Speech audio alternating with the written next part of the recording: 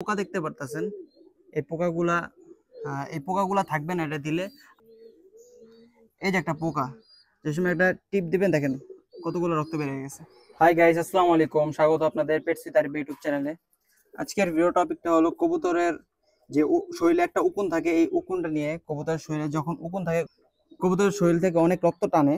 এই রক্ত টানার কারণে কবুতর অনেক সময় শুকায় যায়, একেবারে একেবারে পাতলা হয়ে যায়। যখন এই কবুতর প্রতিনিয়ত এই পোকাগুলা রক্ত টানবে, তখন কবুতরের আসলে যে স্বাস্থ্যটা হওয়ার কথা ওই স্বাস্থ্যটা হবে না।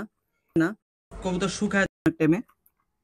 তো এটার জন্য একটা ওষুধ, মেডিসিন। এই মেডিসিনটা হলো একটা ড্রপ।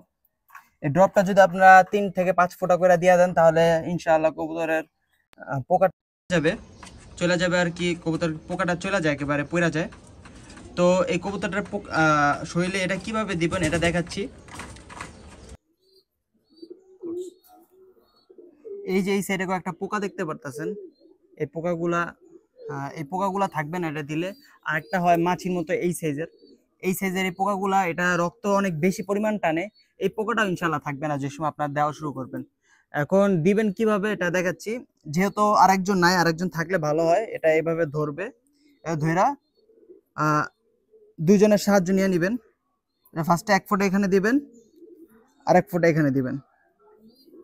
তারপর এই দেখেন ভিডিওর ভিতরে আইসা পড়ছে একটা, দেখাই। এই যে একটা পোকা, যে সময় একটা টিপ দিবেন দেখেন কতগুলো রক্ত বের হয়ে গেছে। যাই হোক, এগুলা থাকলে আর কবুতরের গ্রোথ হবে না। লেজে 1 ফোঁটা, এখানে এই সাইডে 1 ফোঁটা। তারপর সেম এরকম ভাবেই এই যে এই ডানাটা এভাবে দিয়ে দিবেন।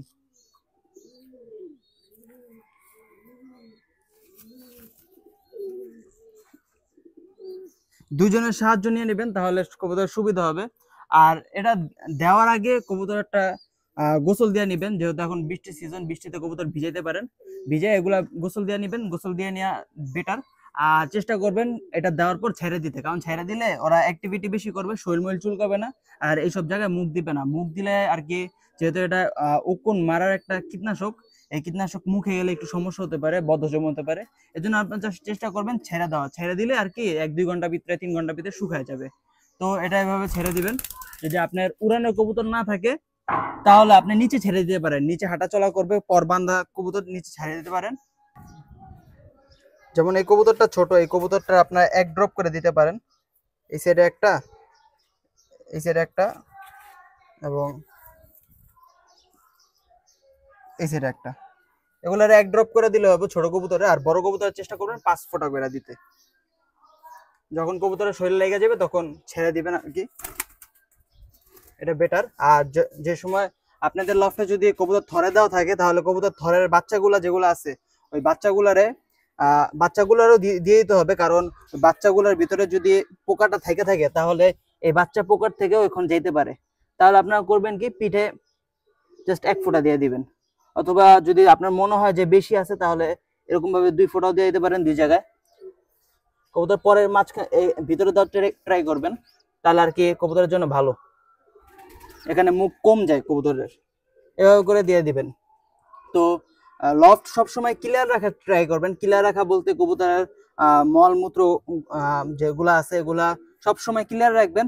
আর যে সময় দেখবেন আপনার কবুতরের বাচ্চার হাড়ির ভিতরে এরকম গু জমছে, তখন এটা ট্রাই করবেন এটা একেবারে ক্লিন করে দেওয়ার। তাহলে আর কি মশা মাছি কম বসবে, আর এই পোকামাকড় কম জমবে। তো আজকের ভিডিওটা এতটুকুই ছিল, আজকের জন্য এতটুকুই। দেখা হচ্ছে নেক্সট কোনো ভিডিওতে। তত পর্যন্ত ভালো থাকবেন, সুস্থ থাকবেন। আসসালামু আলাইকুম।